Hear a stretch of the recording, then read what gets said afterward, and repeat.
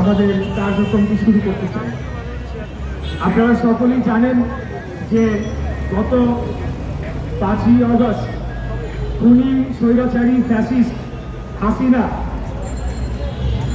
একটি গণঅভ্যুত্থানের মুখে দেশ ছেড়ে পালিয়ে গিয়েছে।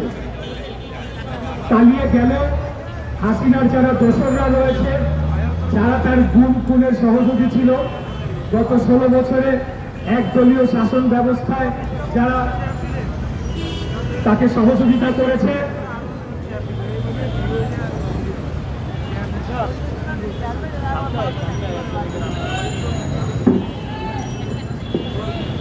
সহযোগী ছিল, তারা কিন্তু এখনো বাংলাদেশে রয়ে গিয়েছে। বিশেষ করে বিভিন্ন সরকারি দপ্তরগুলোতে তারা এখন বহাল তবিয়তে রয়েছে এবং তারা ষড়যন্ত্র করে চলেছে। এখনো বিএনপির বিরুদ্ধে তাদের ষড়যন্ত্র অব্যাহত রয়েছে।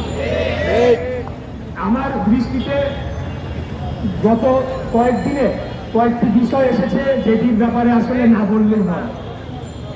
গতকাল আমরা একটি বৃহৎ অন্য রাজনৈতিক দলের নেতার মুখে শুনলাম যে এক দল খেয়ে গিয়েছে, আরেক দল খাওয়ার জন্য নাকি বসে রয়েছে।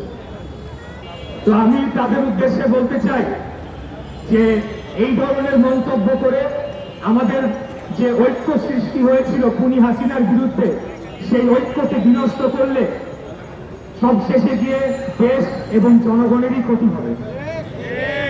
আমরা 16 বছর দেশনেত্রী বেগম খালেদা জিয়া এবং তারেক রহমানের নেতৃত্বে যে আন্দোলন সংগ্রাম করেছি, সেটি একটি ঐতিহাসিক আন্দোলন হয়ে থাকবে।